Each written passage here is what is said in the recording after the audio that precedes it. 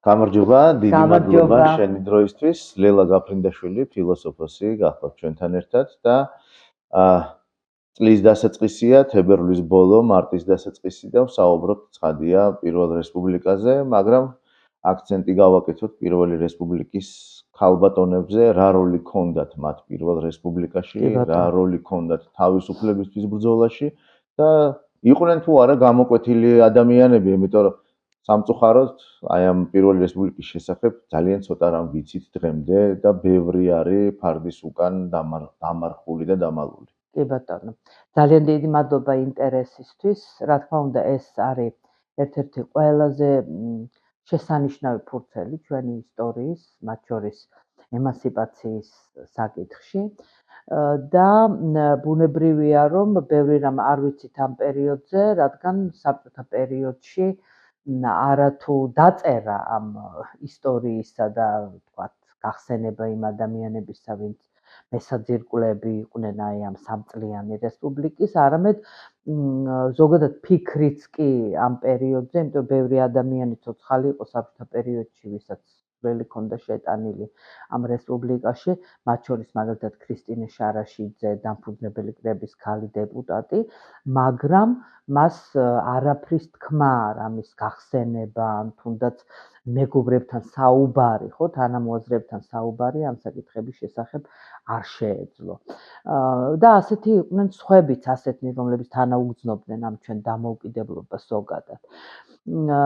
და სწორედ იმისთვის, რომ აი ჩვენ რაღაცნაირად შეგვევსო ეს ვაკუუმი, რომელიც არსებობს ჩვენს ცოდნაში ამ პერიოდთან დაკავშირებით, ყოველთვის ამ საერთაშორისო ორგანიზაციების მხარდაჭერას კვლევითი საქმიანობისთვის ვიყენებთ სწორედ ისეთი პერიოდების ან ისეთი საკითხების შესასწავლად, რომლებიც სუსტად არის შესწავლილი ან საერთოდ არ არის შესწავლილი ან იგნორირებული ან რეპრესირებულია, ხო, რაღაც თემა და ვასაბუთებთ კიდევაც ამას იმისთვის, რომ თუ ჩვენ ვწერთ ისტორიას, ვწერთ მიუკერძოებელ ისტორიას, გვინდა სრულფასოვანი რეკონსტრუქცია, სრულყოფილი რეკონსტრუქცია ჩვენი ისტორიის და გადაცემა შთამომავლობისთვის, ეს აბსოლუტურად გვავალდებულებს ჩვენ, რომ ყველაფერი რაც ხდებოდა, როგორც ხდებოდა და ის ადამიანები, რომლებიც მონაწილეობდნენ ამაში, მათი წვლილი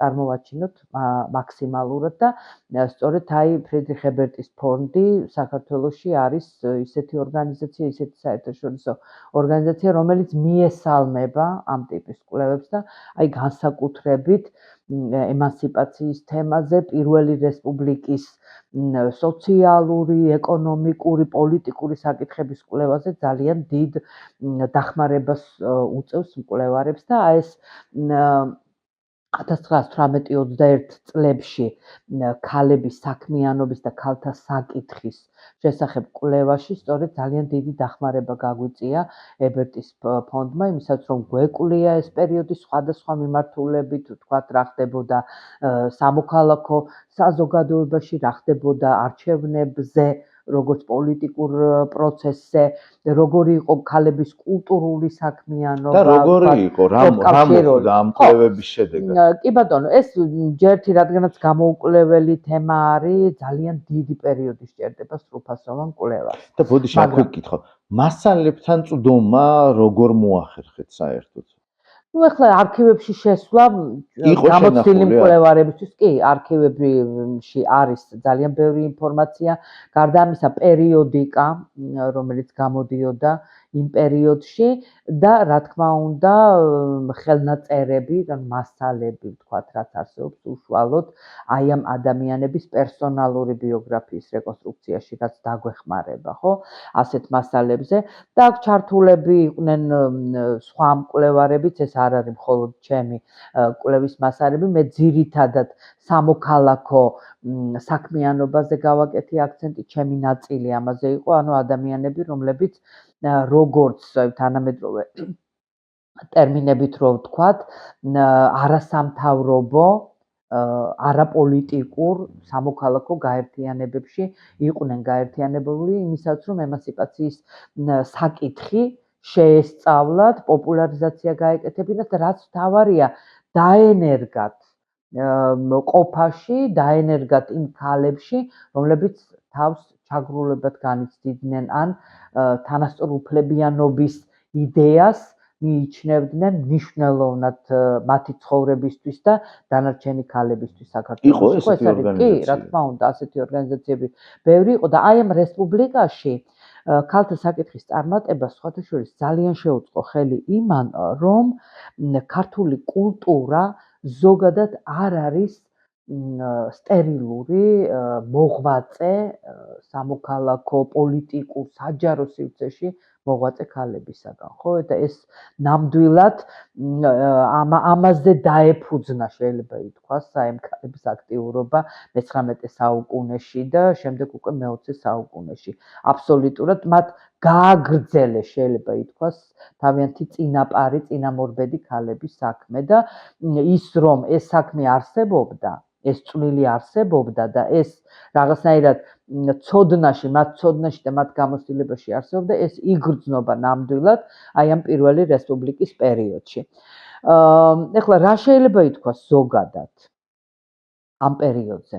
შეიძლება ითქვას ის, რომ ქალები აი ასე ვთქვათ, წინაპირობიდან გამომდინარე, რომ მათ ჰქონდათ მაგალითები აქტიური ქალების და მნიშვნელოვანი ქალების საქართველოს ისტორიაში, თვითონაც იყვნენ საკმაოდ გამბედავები, თამამები და ორი მნიშვნელოვანმა საკითხმა, მნიშვნელოვანმა გამოცდილებამ შეუწყო ხელი აი ამ ემანსიპაციის და ქალების სამოქალაქო და პოლიტიკური აქტიურობის წარმატება საქართველოში. ეს რა იყო? ეს იყო ქართულ დასავლური დიალოგის ორმხრივობა ქალების შემთხვევაში. ერთი რომ ქალები მიდიოდნენ ევროპაში სასწავლებლად და ეს ბუნებრივია რომ გამოცდილების გაზიარება არა მხოლოდ ცოდნის, არამედ ყოფის და იქაური იდეების გაზიარებასაც ნიშნავდა და რა თქმა უნდა ევროპელი ქალების და ევროპელი მოაზროვნეების, ვინც ზოგადად სახელმწიფო მოწყობის, საზოგადოების მოწყობის, სამოქალაქო და პოლიტიკური საკითხების, ეკონომიკური ემანსიპაციის მათ შორის საკითხებზე მუშაობენ, აი ამ ტექსტების ტრანსლაცია ქართულად. ეს იყო ძალიან მნიშვნელოვანი იმისათვის, რომ აი ეს თანასწორობის დასავლური გამოცდილება და ქართული გამოცდილება შეხვედროდა ერთმანეთს. არა მექანიკურად გადმოეტანათ ამ ქალებს ეს ყველაფერი, არამედ მოეხდინათ ადაპტირება ქართულ რეალობაში. ეხლა ჩვენ თუ მაგალითად ვილაპარაკებთ იგივე ეკატერინე გაბაშვილის დამსახურებაზე, ხო, ვილაპარაკებთ კატო მიქელაძის დამსახურებაზე, ნინო ტყეშელაშვილის, ბევრი ქალი არის სხვათა შორის ამ სივრცეში დამსახურებაზე, უნდა ვთქვათ, რომ დიახ, ისინი კითხულობენ ამ დასავლურ გამოცდილებას, იხიბლებიან, რა თქმა უნდა, ემანსიპაციის იმ წარმატებებით, ამ იდეის იმ წარმატებებით, რომელიც არის დასავლეთში. ხო, დასავლეთში პირველი ტექსტები, ვთქვათ, ამ ემანსიპაციასთან დაკავშირებით ჩნდება არა მხოლოდ მე-19 საუკუნეში, არამედ მე-18 საუკუნეში. ხო, მე-19 საუკუნე ძალიან დიდარი ავტორებით, მათ შორის არიან ისეთი ავტორები, როგორც არის ჯონ სტიუარტ მილი, ჰარიეტ ტეილორი, მისი მეუღლე და ფოკუსირებულია ეს შრომები და ეს იდეები ქალების სამოქალაქო და პოლიტიკურ ემანსიპაციაზე, იმიტომ რომ დასავლეთში ჩაითვალა, რომ თუ ქალი არ გახდა მოქალაქე, ან სრულფასოვანი, ასე ვთქვათ, პოლიტიკური სუბიექტი თუ არ გახდა, ის ვერ მიაღწევს თანასწორობას საზოგადოებაში, ვერც ოჯახში და ვერც ვერსად, ხო? აქ უჭირთ თავის დამკვიდრება მაგ პერიოდში? ნუ რა თქმა უნდა, რთული არის ეს არის პირველი რესპუბლიკის გარიჟრაჟზე მაინც რაღაცა სიახლეები რო არის, ქალებიც აი ამ სიახლეებში, ჩვენთან რა თქმა უნდა, ჩვენთან, აი როგორც გითხარით, ჯერთი ეს ქალები არიან არა მხოლოდ კულტურულ საქმიანობაში დაწინაურებულები, არამედ თითქმის ყველა მათგანი 1905 წლის რევოლუციის მონაწილეა. ანუ მათ აქვთ პოლიტიკური ისტორია, განსაკუთრებით იმ ქალებს, ვინც პოლიტიკურ პარტიებში ერთიანდებიან და განსაკუთრებით ჟორდანიას პარტიის, ანუ სოციალ-დემოკრატების პარტიის რიგებში არიან ასეთი ძალიან გამოცდილი ქალები. და ჩვენ რო გადავხედოთ ახლა იგივე სიებს დამფუძნებელი კრების 1919 წელს ჩატარდა საპარლამენტო არჩევნები, ხო?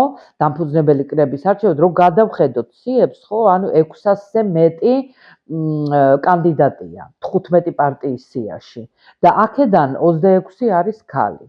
და ამ 26-დან მხოლოდ 5 მოხვდა პარლამენტში, მაგრამ არიან პოლიტიკური პარტიები, რომელსაც საერთოდ არ ახყავთ ქალები.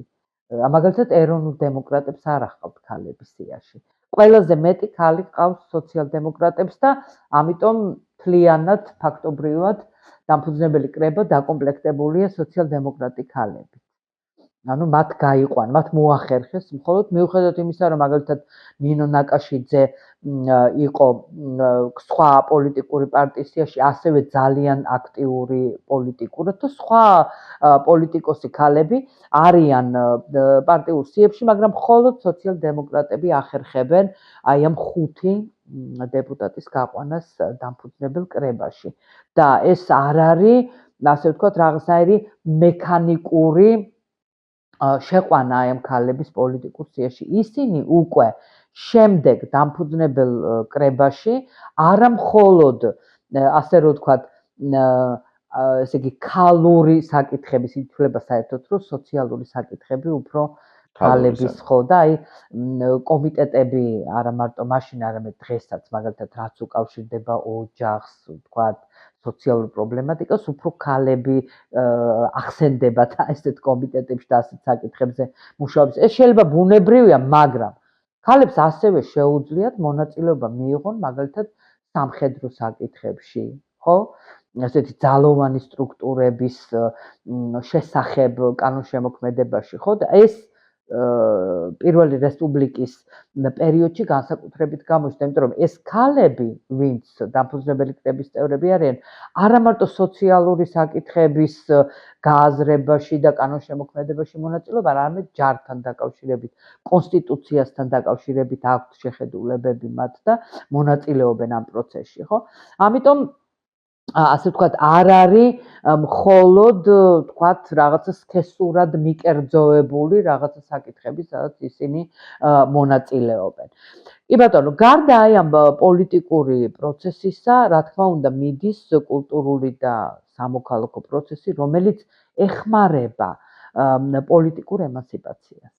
და ასეთი პროცესი ნამდვილად არის დაკავშირებული ჩვენი კულტურისთვის და საქართველოში ემანციპაციის, ფემინიზმის ისტორიისთვის ძალიან მნიშვნელოვან ქალთან, ეს არის კატო მიქელაძე, რომელიც საკმაოდ ისეთ დაწინაურებულ ოჯახში დაიბადა, მისი მამა ჯერ კიდევ 1870-იან წლებში მონაწილეობდა საფრანგეთში პოლიტიკურ და სამოქალაქო პროცესებში, იყო დროების რედაქტორი, შემდეგ უკვე ცოტა ხანი ივერიის რედაქტორიც, ილია ჭავჭავაძის, სერგეი მესხის ძალიან ახლო მეგობარი და ძალიან მნიშვნელოვანი ფიგურა, ესე იგი, ნაციონალური იდენტობის და აი სახელმწიფოს, როგორც ესე ვთქვათ, კონცეფციაში, აი ამ ნაციონალური იდეის შეტანის საქმეში ძალიან მნიშვნელოვანი ადამიანი იყო. თვითონაც იმდენი აქვს ნაწერი და ისეთ საკითხებზე აქვს დათა მიქელაძეს, მეველე ესეთი ფსევდონიმით აქვეყნებდა ის თავის ნაწერებს. აი არასეობს საკითხი აი დაწყებული სიღარიბიდან, ვთქვათ, სასჯელ აღსრულებიდან, დამთავრებული ესეთი ძალიან ვიწრო ნაციონალური საკითხებით და სახელმწიფოსთან დაკავშირებული საკითხებით, აი შესანიშნავი პუბლიცისტიკა აქვს მას და სწორედ აი ამ ოჯახში გაიზარდა დედაც სხვათა შორის ფატულა ნაკაშიძე ძალიან ესეთი დაწინაურებული ოჯახიდან იყო, წიგნობარი ქალი იყო თვითონ და ნამდვილად კატო მიქელაძეს ეს კვალი, ანუ ოჯახის კვალი ეტყობათ, მისი ინტერესები მთლიანად შეიძლება ითქვას რაღაცნაირი მიძღვნილი არის საზოგადოების მიმართ და მისი წინამორბედი ქალებისგან განსხვავებით, სხვათა შორის იმ წინამორბედებში ძალიან ცოტანი იყვნენ, აი მაგალითად პეტრე მელიქიშვილის და ეკატერინე მელიქიშვილი, ვინც ევროპაში მიიღო განათლება, ანასტასია თუმანიშვილი, მაგრამ ბევრი არ იყვნენ, ხო, ნიკო ნიკოლაძის დები მათ შორის. მაგრამ ბევრი არ იყვნენ, ვინც მოახერხა დასავლეთში სწავლა და კატო მიქელაძე უკვე 1920 საუკუნის დასაწყისში, 1905 წლის რევოლუციაში მონაწილეობს ის ოღონდ რუსეთში და იქედან მიდის ევროპაში. ჯერ ჟენევაში არის ცოტა ხანი და იქ ვიცით რომ ქართველები რაღაც ძალიან საინტერესო არა მარტო თქვათ ნაციონალურ ერთობებს აკეთებენ, არამედ ისეთ ერთობებს, რომლებიც აი ამ ნაციონალურ იდენტობას და ესე იგი სახელმწიფოს ჩამოყალიბებაში მნიშვნელოვანია. აი ამ იდეებზე ერთიანდებიან იქ და ძალიან უზიარებენ ერთმანეთს იქაურ ცოდნას, გამოცდილებას და ასე შემდეგ და კატო მიქელაძემ ბევრი რამე იცის აი ამ ჟენევაში გაერთიანებულ ქართველებთან დაკავშირებით, ოღონდ შემდეგ უკვე ის მიდის საფრანგეთში და საბოლოოდ 1910 წელს აბარებს ბრიუსელში, სხვა შორის ქართველი მეცენატების და გერმანელი მეცენატების დახმარებით, აბარებს ბრიუსელში სოციალურ მეცნიერებათა ფაკულტეტზე. და ეს რა პერიოდი არის ევროპაში? 10-იანი წლები მე-20 საუკუნის ეს არის ეგრეთ წოდებული სუფრაჟიზმის, ანუ ეს არის პერიოდი, როდესაც ევროპაში ძალიან პოპულარულია და ძალიან ისეთი აღზევების გზაზე არის ქალების პოლიტიკური მონაწილეობის საკითხი. და ბრიუსელის უნივერსიტეტი ამ თვალსაზრისით ძალიან გამორჩეული ერთ-ერთი მოწინავეა და ჩვენი პოლიტიკოსები აი ჟორდანია ცხვებით ძალიან ესე იგი მჭიდროდ თანამშრომლობენ ბელგიასთან ზოგადად და ბრიუსელის უნივერსიტეტთანაც მათ შორის. და აი აქ 4 წლიანი განათლების შემდეგ უკვე 1914 წელს პირველი მსოფლიო ომი იწყება, ამანაც შეუწყო ხელი მის საქართველოში დაბრუნებას. ბრუნდება მოკლედ საქართველოში, ну ცოტა ხანი ქუთაისში, საიდანაც ის არის წარმომავლობით და ცოტა ხანი კერძო გაკვეთილებს იძლევა, ფრანგული ძალიან კარგად იცოდა, რუსული კარგად იცოდა და კერძო გაკვეთილებს იძლეოდა, მაგრამ შემდეგ უკვე 1917 წლის რევოლუცია ხდება. ეს რაღაცნაირი ერების თვითგამორკვევის პერიოდიც არის, პირველი მსოფლიო ომი მიმდინარეობს, 18-ში მთავრდება, რაღაც დიდი ქარტეხილების და ასე ვთქვათ, გარდაქმნების პერიოდია, ხო და რაღაცნაირი ენთუზიაზმი არსებობს განახლების და რაღაც ასე ვთქვათ, ნაციონალურ იდენტობასთან იმ იდეების მორგების, რომელიც აი დასავლეთში იხარშება და საქართველოში უკვე ამ პერიოდში პოლიტიკური პარტიები არსებობენ და პოლიტიკური ცხოვრება მიდის. ხო?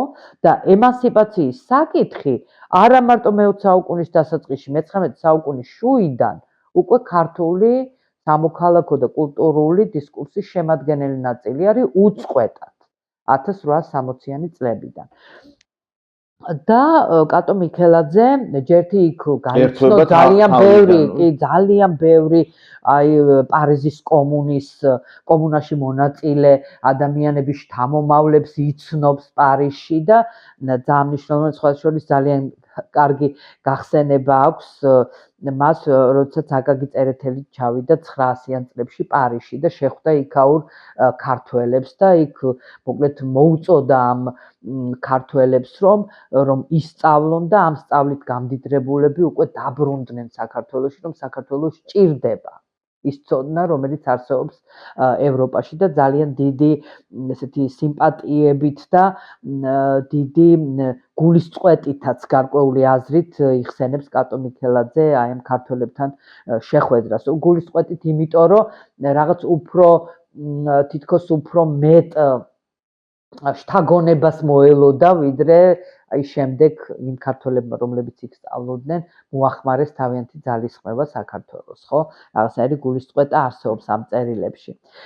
კი ბატონო და უკვე ის გრძნობს და მით უმეტეს ახლა ესეთი სხვადასხვა გაზეთები, ქალების ჟურნალები იმ პერიოდის ევროპაში გამოდის, სხვა შორის კლარა ცეტკინით ჩანს უკვე ამ პერიოდში, თუმცა კატო მიქელაძე სუფრაჟისტი არის და აი ამ სუფრაჟიზმის რადიკალური ფრთის წარმომადგენელია, რომელიც მიიჩნევს, რომ მხოლოდ საარჩევნო ხმისუფლების მოპოვება არ არის საკმარისი იმისათვის, რომ ქალები განთავისუფლდნენ, რომ აუცილებელი არის იმ ნორმების, კულტურაში დამკვიდრებული ნორმების კრიტიკა და მათი შეცვლა, რომლითაც ესე იგი, რომელზეც ქალები საუბრობენ არ მარტო ევროპაში, არამედ საქართველოში. ანუ რევოლუციონერი არის მთელი თავისი არსებით არის რევოლუციონერი, იმიტომ რომ ეს რაღაცა დასწავლილი კი არ აქვს მას, აბსოლუტურად აქვს გაშინაგნებული და ის საკითხები, ვთქვათ, რომელიც მისთვის როგორც ქართველისთვის, ხო, ესე იგი ის არ ეკუთვნის იმ კატეგორიის ფემინისტებს, რომლებსაც აქვთ მხოლოდ იდეური იდენტობა, ანუ მხოლოდ ფემინისტთან აიგივებენ საკუთარ თავს და ამბობენ, რომ არა ჩვენ არა გვაქვს ნაციონალური იდენტობა, საკუთარ თავს არ ვაიგივებთ, ვთქვათ, ქართველობასთან, არამედ ჩვენ გვაქვს მხოლოდ ფემინისტური, ის არ ეკუთვნის ამ კატეგორიას.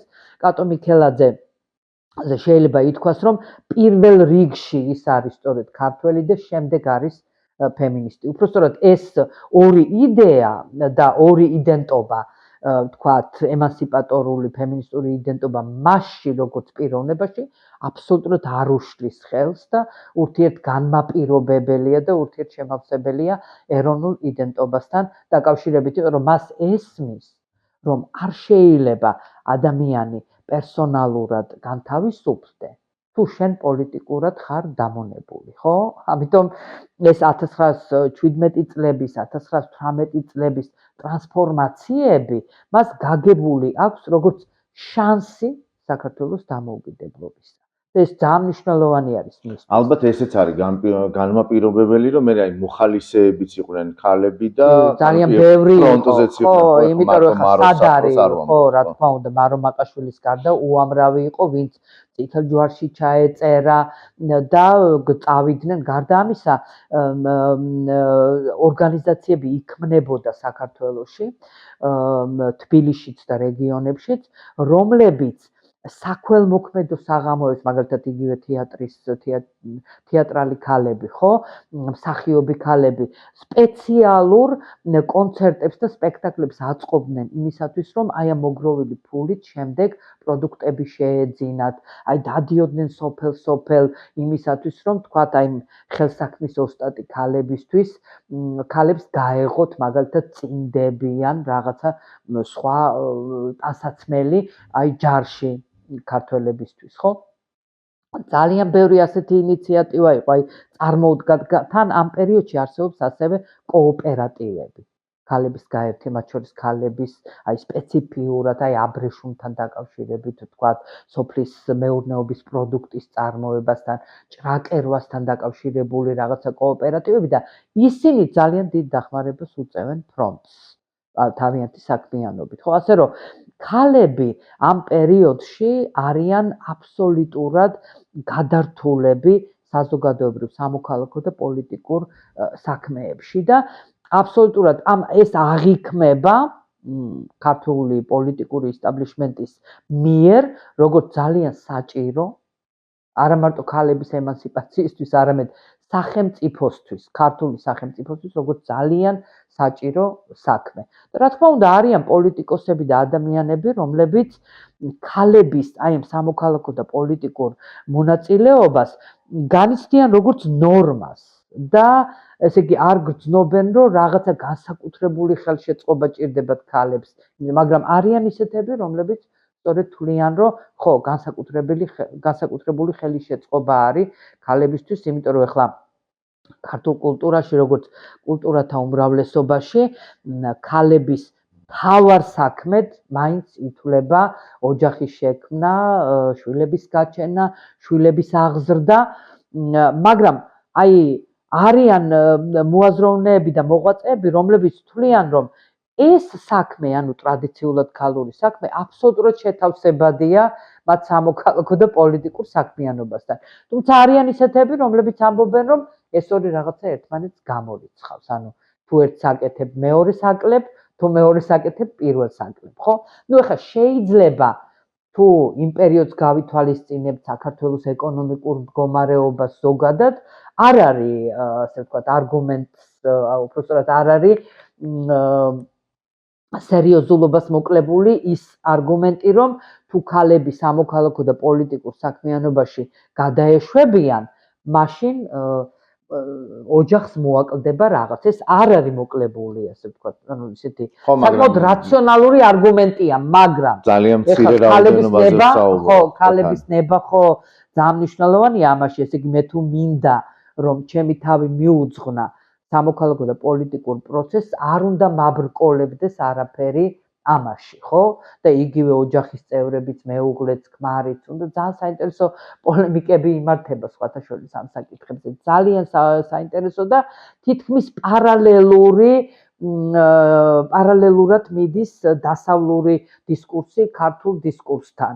იმიტომ რომ ის იდეები, როგორც გითხარით, რაც იქ იხარშება, გადმოდის აქ ქართველების გამოს, ვინც იყო, იმათ ჩამოაქვთ ეს იდეები და როგორც გითხარით, მეორე არის რომ ითარგმნება ეს მოაზროვნეები და პოლემიკები სხვათა შორის, რომელიც არსებობს იმ პერიოდის საქართველოში, პირდაპირ დაფუძნებული არის აი ამ გამოცდილებათა. რა მიმართულებებზე ხვდებათ ძირითადი პრობლემები ქალებს? რა თქმა უნდა, ძირითადი პრობლემები არის აი ამ განათლების ხელმისაწვდომობის, ანუ სრულფასოვანი განათლების ხელმისაწვდომობა, იმიტომ რომ ქალები აცნობიერებენ, რომ განათლების მიღება ნიშნავს ინფორმირებულობას, დანარჩენ სამყაროსთან რაღაცა ინტეგრაციას, გაგებას, რა ხდება სხვაგან და არა ყველაფრის მიღებას, არამედ ისეთი იდეების მიღებას, გაზიარებას და გავრცელებას, რომელიც სასარგებლოა მათთვის პერსონალურად და როგორც გითხარით, სასარგებლოა მათი ოჯახებისთვის და ქვეყნისთვის. ანუ არ აკოპირებენ, არამედ ცოდნა მოაქვთ და ტრანსფორმაციას და ადაპტაციას აკეთებენ ქართულ სინამდვილესთან. ეს ნამდვილად ასია და აი ვერ შეხვდებით აი ეს პოლემიკები განსაკუთრებით აჩვენებს სხვათა შორის და არგუმენტები, რომლებიც მოაქვთ ქალებს. თქვენ ვერ ნახავთ პოლემიკას, რომ არგუმენტები მოქონდეთ სხვა ქვეყნიდან. ყველა არგუმენტი ეფუძნება, რომ რატო არის უთანასწორობა? იმიტომ რომ აი სადღაც ზესტაფონში ასე მოხდა, ქუთაისში ასე მოხდა, თბილისში ასე ხდება, აჭარაში ასე ხდება და ასე შემდეგ, ხო?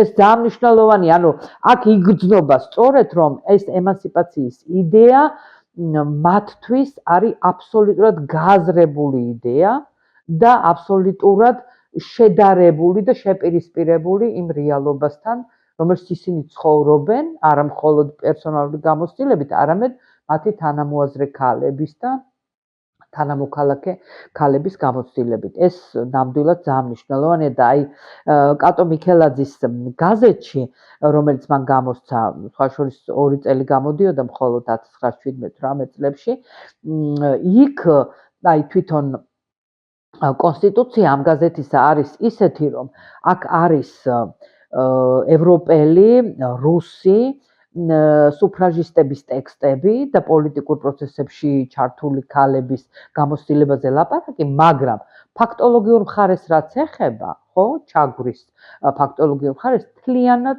დაფუძნებული არის ქართულ რეალობაზე. აბსოლუტურად. აი მაგალითად ძალიან მნიშვნელოვანი ინგლისელი მოაზროვნე თარგმნა კატო მიქელაძემ, ეს არის კრისტაბელ პანქერსტი, რომელიც წერდა პროსტიტუციაზე, როგორც ჩაგვრის ერთ-ერთ საშუალებაზე. ანუ იმ ეკონომიკურ საფუძველზე, რომელიც განაპირობებს ქალების პროსტიტუციაში ჩაბმას. და კატო მიქელაძე უკვე ქართული რეალობიდან მოჰყავს ის ფაქტები, რომელიც საქართველოში პროსტიტუციის გავრცელებას ეხება და როდესაც მან სპეციალური პეტიცია შეადგინა პოლიტიკოსებისთვის, ხო, ესეთი პეტიცია არის, სადაც მოთხოვნებია ჩამოყალიბებული. სხვათა შორის, ძირითადი იყო აი შრომაში თანასწორობა, ეს ძალიან მნიშვნელოვანია, ხო? ანუ თანასწორი ხელმისაწვდომობა შრომაზე, რესურსებზე და აი ამ დასაქმების ადგილებზე ჩაგვრის აღმოფხვრა, პროსტიტუციის მოვლა სხვათა შორის როგორც სოციალური და მნიშვნელოვანი პრობლემის ერთ-ერთი იყო და სამოქალაქო და პოლიტიკური საკითხები და მათ შორის პოლიტიკური მონაწილეობა. ოღონდ არა მხოლოდ პასიური ხმისუფლება, არამედ აქტიური ხმისუფლება, რაც არის ძალიან მნიშვნელოვანი, იმიტომ რომ ეხლა თუ გადავხედავთ ჩვენ ქალების პოლიტიკური მონაწილეობის ისტორიას, ნახავთ რომ ქალებს უფრო ადვილად მისცეს პასიური ხმისუფლება, როდესაც ისინი სხვებს ირჩევენ, ვიდრე აქტიური ხმისუფლება, ანუ როდესაც აქვთ უფლება, რომ თვითონ იყვნენ არჩეულები, ხო? ანუ როდესაც ქალები არიან არა მხოლოდ პოლიტიკის ობიექტები, არამედ პოლიტიკის სუბიექტებიც, ხო? და ძალიან მნიშვნელოვანი არის ეს და ეს მოთხოვნა ეხლა და ეს ამ იდეის, ასე ვთქვათ, ეფექტი საზოგადოებაზე კატო მიქელაძეს ძალიან კარგად ესმის და მისი და არა მარტო მისი თანამოაზრე ქალების ძალიან დიდი დამსახურება არის ის, რომ აი ჩვენს კონსტიტუციაში, რომელიც უკვე მივიღეთ ჩვენ, იქ თანასწორობა და თანასწორი პოლიტიკური, სამოქალაქო, ეკონომიკური მონაწილეობა ჩაწერილია ამ კონსტიტუციაში და იმ პერიოდის კონსტიტუციებს თუ გადავხედავთ ჩვენ სხვათა შორის ევროპაშიც, ნახავთ რომ ძალიან პროგრესული კონსტიტუცია გვაქვს. ანუ მიუხედავად იმისა, რომ სადღაც 3 წელი იარსება პირველმა რესპუბლიკამ და 3-ვე წელი იომა ომში იყო ჩაბმული, მაინც ანუ ქალების აქტიური ქალების ხმა ისმოდა ძალიან აქტიურად, დღემდე შემორჩენილი გვაქვს. საიდან იწყება აი ამ აქტიური ქალების ხმების შეჩერება, დაჩაგვრა-გაჩერება? რა თქმა უნდა, ოკუპაციის შემდეგ. ოკუპაცია აბსოლუტურად ისინი სამიზნეები იყვნენ? აი ეხლა მანდ სხვა შორის სხვა დონის ანალიტიკა გვჭირდება ჩვენ. ანუ ეს უკვე არის ისტორია, რომელსაც ჩვენ შეიძლება დოკუმენტებში ვერ წავიკითხოთ. იმიტომ რომ ის დოკუმენტები, რომლებიც და ძალიან ბევრი მკვლევარი უშვებს სხვათა შორის ამ შეცდომას, რომ ჩვენ როდესაც 20-იანი 30-იანი წლების დოკუმენტებს ვკითხულობთ, რასაც ვკითხულობთ, ის უნდა ვთარგმნოთ. მართალია ქართულია ტექსტი, მაგრამ უნდა ვთარგმნოთ, იმიტომ რომ იქ შეიძლება ბევრი რაღაცა ისეთი წერია და იმიტომ წერია, რომ უკვე არსებობს შიში რეპრესიის, ხო? ეს ძალიან მნიშვნელოვანია. ამიტომ აქ ანალიტიკური მიდგომა უფრო პოლიფონიურია საჭირო, ჯერ ერთი ბიოგრაფიებია საჭირო, რა ხდება პოლიტიკაში, რეპრესიების ანატომია არის სრულად გასააზრებელი და რა თქმა უნდა, როგორ ტრანსფორმირდება ქალების საქმიანობა. და განსაკუთრებით იმ ქალების, რომელსაც სამოქალაქო და პოლიტიკური აქტიურობის, თუნდაც კულტურული, სერიოზული მოღვაწეობის, ასე ვთქვათ, გამოცდილება აქვთ, ისინი გადადიან ჩრდილში. შეიძლება ითქვას, რომ უფრო ინტენსიურად და უფრო სწრაფად ვიდრე მამაკაცები. იმიტომ რომ მამაკაცებს მაინც უფრო მეტი აი ამ სფეროში მომუშავე, ანუ საჯარო პირებს, ასე ვთქვათ, ხო? უფრო მეტი საცეცები აქვთ რაღაცების მოსაგერიებლად, უფრო ასე ვთქვათ, მეტი გამოცდილებაც აქვთ, ხო, აი ლავირების, ვთქვათ, ვიდრე ქალებს. და ეს ძალიან მნიშვნელოვან გავლენას ახდენს, ხო? მათ საქმიანობაზე. რა თქმა უნდა, ინიღბებიან უკვე ისე თავისუფლად ვერც ემანსიპაციაზე, ვერც პოლიტიკურ საკითხებზე ვეღარ წერენ, როგორც ეს იყო პირველი რესპუბლიკის პერიოდში, ხო? პერიოდში ხდება აბსოლუტურად გამაოგნებელი რაღაცებიც, ხო? აი მაგალითად 1917 წელს როდესაც ავტოკეფალია აღდგა, ხო? ძალიან სერიოზული დისკუსია იმ პერიოდში დროებითი მმართველობა გაკეთდა, ეკლესიაში წარმოუდგენელი რაღაც ხდებოდა, რუსული, ასე ვთქვათ,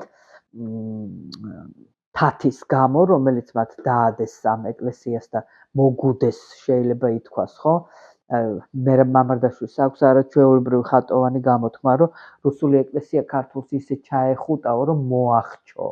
აი ზუსტად ესეთი ვითარება იყო და აი ავტოკეფალიის აღდგენის დროს ქალები აი ამ დროებით მმართველობაში ძალიან ბევრი ქალი მონაწილეობდა, ინტელექტუალი. მაგალითად კორნელი კეკელიძე ბევრმა არის ის, რომ აი ამ დროებით მმართველობაში იყო ეკლესიის მმართველობაში სერიოზულად ჩართული, ხო?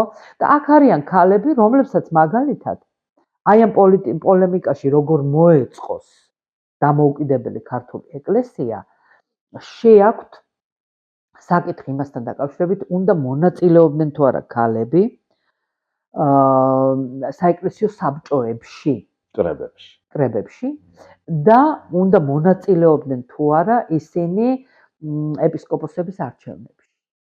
და აი ამ სხდომებზე და აი აქ სხვათა შორის ამ წიგნში მოტანილი მაქვს ერთ-ერთი სხდომის ოქმი, სადაც სწორედ ეს საკითხი განიხილება.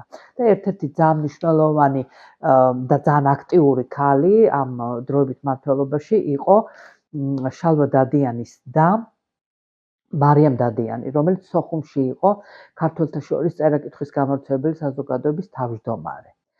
და მას აქვს არაჩვეულებრივი წერილი, სადაც ის საუბრობს, რატომ უნდა მონაწილეობდნენ საეკლესიო საქმეებში ქალები უფრო ინტენსიურად, ვიდრე მონაწილე ან მედავითნეები და იქ სანთლების შემგროვებლები კი უნდა იყვნენ მარტო. არამედ მართვაში, ეკლესიის მართვაში უნდა მონაწილეობდნენ. რატომ?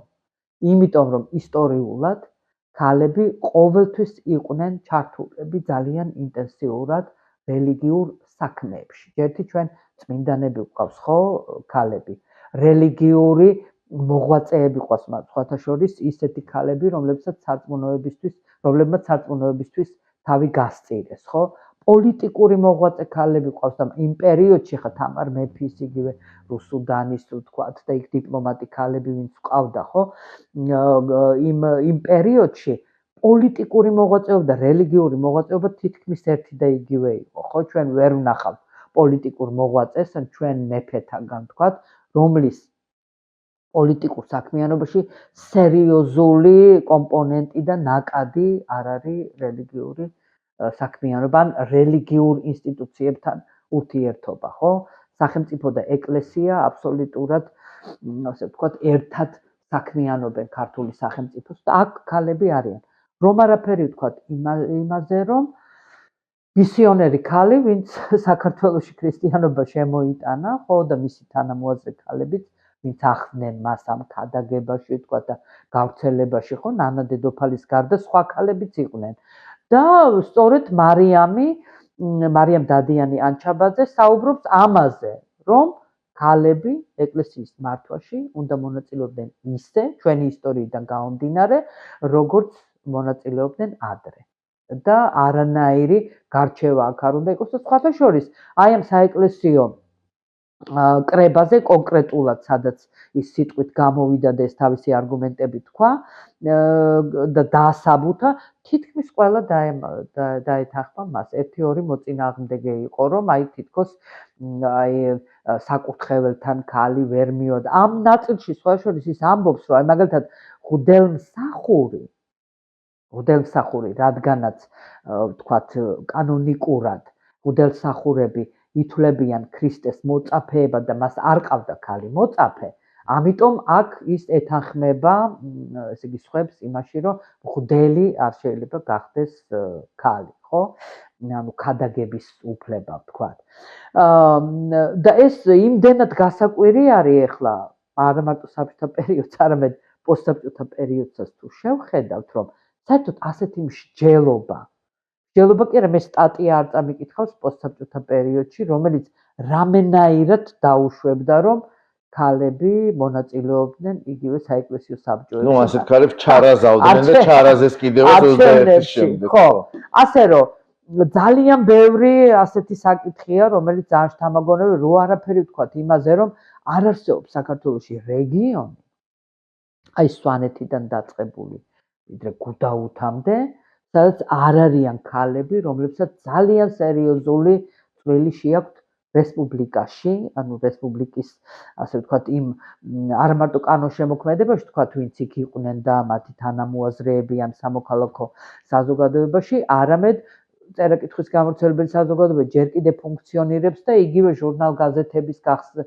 გავრცელებაში, ვთქვათ, რეგიონებში, იმ კანონების გავრცელებაში, რომელიც გამოდიოდა, ძალიან დიდი წვლილი აქვს შეტანილი და გარდა ამისა, მუშა ქალებისა და გლეხი ქალებისაგანაც იქმნება გაერთიანებები, ხო? ძალიან მნიშვნელოვანია და იმის არგუმენტად, სხვათა შორის, რომ ეს ცოდნა თანაბრად ვრცელდება ყველა რეგიონში და პოლიტიკური მმართველობა დაკავშირებული არის, რომ ყველა რეგიონი თანაბრად და თანასწორად განვითარდეს, ამის არგუმენტად გამოდგება ის, რომ 1918 წელს, როდესაც ერობის, ანუ ადგილობრივი თვითმმართველობის არჩევნები ჩატარდა, აი მუსლიმურ თემში აირჩიეს ქალი.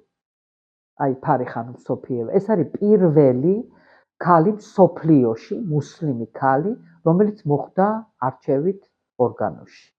ძალიან მნიშვნელოვანი არის, რომ ესე იგი თბილისის გუბერნიაში არჩევნები რომ იყო, აი ამ აზერბაიჯანულ ყარაჯალარის თემში ქალი ყარაჯალარის თემიდან ქალი გახდა ესე იგი თბილისის გუბერნიის საკრებულოს შემადგენლობაში. აირჩიეს. ძალიან მნიშვნელოვანი არის ეს და ძალიან ესე იგი დამაფიქრებელია, არა მარტო თქვათ საამაყო ფაქტი არის, არამედ აჩვენებს იმას, რომ არანაირ გაუცხოება ეთნიკურად არაქართულ თემებსა და ქართულ თემებს შორის არ არსებობდა. არანაირი იგნორირება პოლიტიკური ისტაბლიშმენტის მიერ ამ თემებისა ან მათი თქვათ არა მარტო დაჩაგვრა, არამედ მეორე ხარისხოვნად განხილვა არ ხდებოდა. და სწორედ ამან განაპირობა, რომ აი ეს ქალი საერთოდ უნდა ვთქვათ, რომ ეს ის პერიოდია, რომ როცა აი ეს ადგილობრივი თემები ძალიან თითქმის, შეიძლება ითქვას, რომ თანაბრად არის განვითარებული და ჩვენ ვერ ვიტყვით, რომ აი აზერბაიჯანული თემი რაღაცა უფრო სუსტია, ვთქვათ, და ნაკლებად ადაპტირებულია, ან ახალციხეში, ვთქვათ, სომხური თემი და სხვა შორის ამ საკითხებზეც იმართება დისკუსიები. ვიდრე ვთქვათ სვანეთში ან აფხაზეთში. შეიძლება ითქვას, რომ აი ეს პერიფერიები თანაბრად არის განვითარებული, ყველგან ერთნაირი პროცესი მიმდინარეობს და ჩვენ ვერ ვიტყვით, ვთქვათ, ვერ გამოვარჩევთ რომელიმე რეგიონს და ვერ ვიტყვით, რომ იქ რაც არის ჩამორჩენილობა, ეს ჩაგვრით არის განპირობებული, ვთქვათ, და არა იმით, რომ ზოგადად საქართველოში ესეთი ვითარება. აი ძალიან მნიშვნელოვანი არის ამისი ასე ვთქვათ, გაცნობიერება. ანუ თუ ჩვენ შევხედავთ, მაგალითად ანასტასია თუმანიშვილმა წამოიწყო ერთხელ საეთნოაზე დაიბეჭდა რაღაც სტატია, სადაც ავტორი საუბრობდა იმაზე, რომ აი საეთნოა როგორი საინტერესო კულტურული ფენომენია, ხო? ესე იგი, მაშინ როგორ თანაცხოვრობს ერთდროულად ქართული სული, აზერბაიჯანული, სომხური, ხო?